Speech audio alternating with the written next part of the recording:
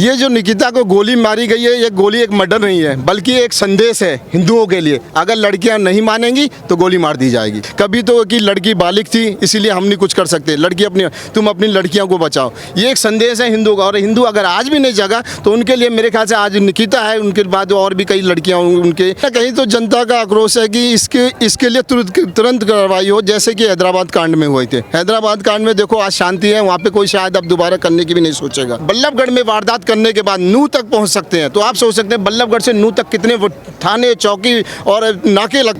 दोस्तों नमस्कार, हम हैं बल्लभगढ़ में, जहां परिवार है जो अनशन पे बैठा है और उनकी जो मांग है उसके लिए वो खड़े हुए हैं। यहाँ पर हमारे यहाँ लोकल लोग हैं, हम उनसे जानते हैं आखिरकार ये लफ्ज़ जिहाद पर फुल स्टॉप कब लगेगा। सर क्या नाम है आपका? अरविंद तिवारी जी, जैसा कि अभी अंकिता के साथ जो सरेआम स्कूल के सामने गोली मार दी जाती है और आखिरकार हरियाणा के अंदर लव जिहाद के बहुत सारे ऐसे केसेस सामने आ रहे हैं, इस पर आखिरकार फुल स्टॉप कब लगेगा? ये जो निकिता को गोली मारी गई है, ये गोली एक मर्डर नहीं है बल्कि एक संदेश है हिंदुओं के लिए। अगर लड़कियां नहीं मानेंगी तो गोली मार दी जाएगी। ये एक संदेश दिया गया है हिंदुओं को कि अगर वो इसी तरीके से लड़कियां अगर मनमाए उनके हिसाब से नहीं कार्य करेंगी तो उन्हें गोली मार दी जाएगी। ये हमारे प्रशासन का ढीलपुल रवैया और हमारे यहाँ की जो राजनीतिक व्यवस्था है उसकी उपज है। और सबसे बड़ी बात है कि अंकिता के साथ 2018 में भी यही पहले दोहराया गया था। आखिरकार उस समय प्रशासन या फिर परिवार ने अपनी बेइज्जती की वजह से उस चीज़ को दबा लिया गया था। आखिरकार इनका इतना हौसला कैसे बढ़ जाता है? ये हौसला एक्चुअल में जो ये कांड हुआ है, ये हौसला इनके पीछे से बाकायदा बैकअप है और इनके पीछे एक नेक्सस काम करता है, जो कि इसके लिए उन्हें एक पेड वर्कर की तरह काम करते हैं। इन्हें बाकायदा पीछे से पेमेंट आती है जिसके लिए कार्य करते हैं। इनके पास ऑलरेडी जो ऐसे यही एक केस नहीं है, ऐसे ऑलरेडी यहाँ पे 28 केस हो चुके हैं जिसपे पुलिस लिपापोती करती है। पुलिस को मंथली जाती है बाकायदा वहाँ से, और पुलिस उस पर कोई जब भी अगर गरीब मोस्टली इनका जो तबका रहता है गरीब और मिडिल क्लास फैमिली को ये टारगेट करते हैं। तो इनमें क्या है कि ये उस पर जानते हैं कि उनके माँ बापों की सुनवाई थाने में की नहीं जाती। मैंने ऑलरेडी अभी पीछे जैसे अपना जटोला कांड हुआ था जिसमें कि ऑलरेडी लड़की को हमने लेके भी आए थे, उसका हमने बीके हॉस्पिटल में जब उसका मेडिकल हुआ उसके बाद हमने उससे काफ़ी देर बात करी, कम से कम 1 घंटे। उसने खुद अपने सारे दिखाए कि मेरे को किस तरीके से उत्पीड़ित कराया गया, मारा गया और मेरे को मनाली ले जाके मेरे को मर्डर करने की प्लानिंग थी। लेकिन उसके बाद जब वो लड़की को हम वापस उसके घर पर ले आए और उसके घर पर रही, लेकिन उसके 3 दिन बाद उस लड़की का दोबारा से जटोला मोड़ से उसको उठा लिया गया और वो लड़की आज भी उन्हीं के साथ चली गई है। कहीं ना कहीं वो पूरी तरीके से वो उनको ब्लैकमेल करते हैं, लड़कियों को, उनके परिवार को दबाव डालते हैं और बेचारे वो गरीब परिवार आखिर पुलिस प्रशासन की बिना किसी सहायता के असमर्थ होकर अपने आप को। तिवारी जी, आपके हाथ में कुछ FIRs की कॉपी है, इसके बारे में आप बताएंगे कि क्या इसके ऊपर चल रहा है और क्या सरकार का रवैया या प्रशासन का क्या रिस्पॉन्स है? ये जो FIR है मेरे हाथों में है, ये ऑलरेडी हमारे यहाँ पे जो केस हुए हैं उसके विषय में है। ऑलरेडी जो FIR लिखी गई है, लेकिन इन पे कहीं ना कहीं पुलिस प्रशासन का ढीलपुल रवैया रहा है। कभी तो कि लड़की बालिग थी इसीलिए हम नहीं कुछ कर सकते, लड़की अपनी, तुम अपनी लड़कियों को बचाओ। जब हम ये कहते हैं कि नहीं, आप वहाँ पर ऑलरेडी जैसे कि अभी एक अपना यहाँ पे आदर्श नगर में एक कांड हुआ था जिसमें कि बादाम खान है, बादाम खान 24 फुट रोड में रहता है, जिसके लिए ऑलरेडी ये कहा गया था कि वहाँ पे लड़की अवेलेबल है, आप चलो दब। तो आदर्श नगर थाने ने हमें 4 घंटे तक बैठाया गया। कभी लड़की आप महिला थाने जाइए, महिला थाने वाली कभी कहती है आप वहाँ पुलिस लीजिए, हम नहीं जा सकते। हमें 4 घंटे बाद वो हमारे साथ गई, उससे पहले वहाँ पर इन्फॉर्मेशन कर दी गई कि यहाँ दबिश डलने वाली है। जी, सबसे बड़ी बात है कि सोशल मीडिया पर एक संदेश आता है कि अपनी लड़कियों को शिक्षा के साथ संस्कृति से भी जोड़ो तो लव जिहाद की शिकार नहीं हो सकती। आखिरकार निकिता ने वही दिखाया और उस लव जिहाद और धर्म परिवर्तन के लिए वो नहीं झुकी, उसके सामने उसको गोली मार दिया गया। हाँ, ये ऑलरेडी इनको ये रहता है कि अगर आप ये तो एक संदेश दिया उन्होंने। ये निकिता एक मर्डर नहीं है, ये एक संदेश है हिंदुओं के लिए कि आपकी अगर हिंदुओं की लड़की अगर अब भी नहीं संभलेगी, नहीं मानेगी हमारे हिसाब से, तो गोली मार दी जाएगी। ये एक संदेश है हिंदुओं का। और हिंदू अगर आज भी नहीं जगा तो उनके लिए मेरे ख्याल से आज निकिता है, उनके बाद और भी कई लड़कियाँ उनके इस टारगेट पर हैं। उनका ये कोई एक दिन का काम नहीं कि आज निकिता मर गई तो ये खत्म। मैंने आज ACP साहब से भी बात करी, उनसे मैंने कहा अगर वो कहने लगे जी हमने दोनों अपराधी पकड़ लिए, मैंने कहा इसके बाद क्या श्योरिटी देते हैं कि प्रशासन की इस तरीके से कार्रवाई नहीं होगी?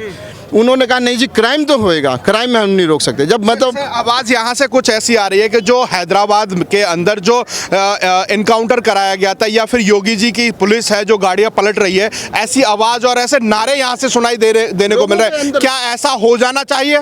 लोगों के आज अंदर इतना आक्रोश हो चुका है, आज लोगों के अंदर इतना आक्रोश है कि वो चाहते हैं कि तुरंत इसमें, क्योंकि ऑलरेडी जिस तरीके से कार्रवाई होती है 6-7 महीने बाद कैदी की जमानत हो जाती है और वो आकर अपने जितने भी उनके गवाह होते हैं उन पे इतना प्रेशर बना देते हैं, कहीं ना कहीं उन्हें पीछे दबना पड़ता है। लड़कियों को, माँ बाप को अपनी लड़की की इज्जत बचानी होती है, अपने घर परिवार को देखना होता है, कहीं ना कहीं उन पर इतना प्रेशर बन जाता है कि वो उसको अपने उनके ऊपर से दबाव हट जाता है और वो जमानत लेके बरी होकर अपना फिर दोबारा समाज में उसी तरीके से आते एक हैं। केस है अलीगढ़ का, जो 2.5 साल की बच्ची थी और उसके साथ जो दरिंदगी की गई थी वो पूरे देश ने देखा था। आज उस आरोपी को जमानत मिल गई। तो क्या लगता है कि कानून में फेर बदल करके फास्ट ट्रैक के माध्यम से इनको सजाए मौत का प्रावधान या फिर जो जनता की जो मांग है उसके हिसाब से कानून बना देना चाहिए? कहीं ना कहीं तो जनता का आक्रोश है कि इसके लिए तुरंत कार्रवाई हो, जैसे कि हैदराबाद कांड में हुए थे। हैदराबाद कांड में देखो आज शांति है, वहाँ पे कोई शायद अब दोबारा करने की भी नहीं सोचेगा, क्योंकि वहाँ पे जनता को भी आक्रोश भी खत्म हुआ कि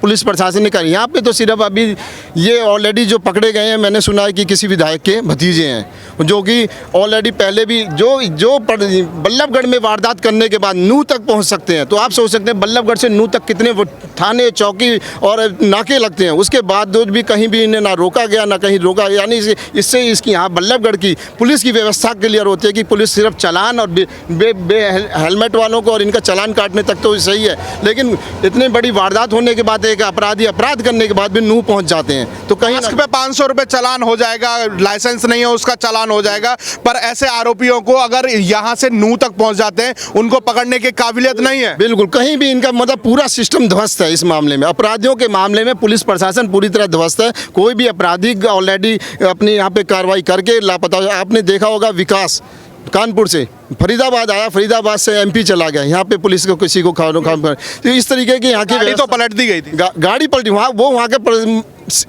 उसमें भाई, लेकिन यहाँ के पुलिस व्यवस्था देख लिया आप, कितना बड़ा अपराधी यहाँ पे आया, फरीदाबाद में अपराध करके फिर यहाँ से एमपी चला गया और पुलिस, हमारे यहाँ पुलिस प्रशासन सोता रहा। इसी तरीके से निकिता का मर्डर करा खुलेआम। मैं तो यहाँ के लोगों को भी करता हूँ कि इतने लोगों के सामने निकिता का मर्डर हुआ, कोई भी जनता का आदमी वहाँ आगे नहीं बढ़ा। किसी ने, अगर वो चाहते तो चाहे वहाँ पे 10 आदमी भी इकट्ठे होकर उसे रोक ले, लेकिन किसी ने भी समय इतना नहीं था क्योंकि माँ भी साथ में थी, भाई भी साथ में था और तुरंत वो जो वीडियो में देखने को मिल रहा है वहाँ 10 सेकंड में सारा गेम कर दिया गया। परंतु ये सबसे बड़ी बात है, इतना हौसला कहाँ से आता है इनके अंदर? हौसला तो इनके पीछे बैकअप है, जो इनके पीछे राजनीतिक समर्थन है, इनके पीछे पूरी मदरसे हैं, इनके पीछे जो मदरसे जो जिस तरीके से आसाम गवर्नमेंट ने पूरी तरह बैन कर दिया मदरसों को, मौलवियों को, इसी तरीके से यहाँ पे भी मदरसे और मौलवियों को बैन करा जाए। होगी और कल 24 घंटे में यहाँ 3 बारी गोलियाँ चली हैं ऑलरेडी। यहाँ पे अपने गुडियर चौक पे भी अपने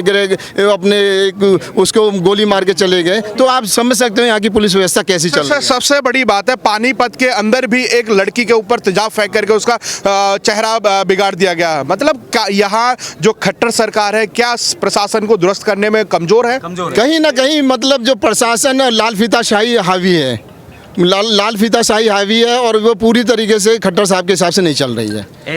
ऐसे सबूत दे देंगे सीपी साहब एसएचओ को ना सस्पेंड करके दिखाए। माया एसएचओ महिला थाना और धारणा यादव के खिलाफ हम पे ना इतनी एप्लीकेशन है जिन पे आज तक कार्रवाई नहीं गई है। सीपी साहब करे ना, उन्हें कर भी दें। सीपी साहब एक दिन में सीपी साहब का मैं ये देखा गया ऑफिस में बैठ के नई प्लानिंग नए वो आते हैं, लेकिन सीपी साहब की ना कहीं भी ये कल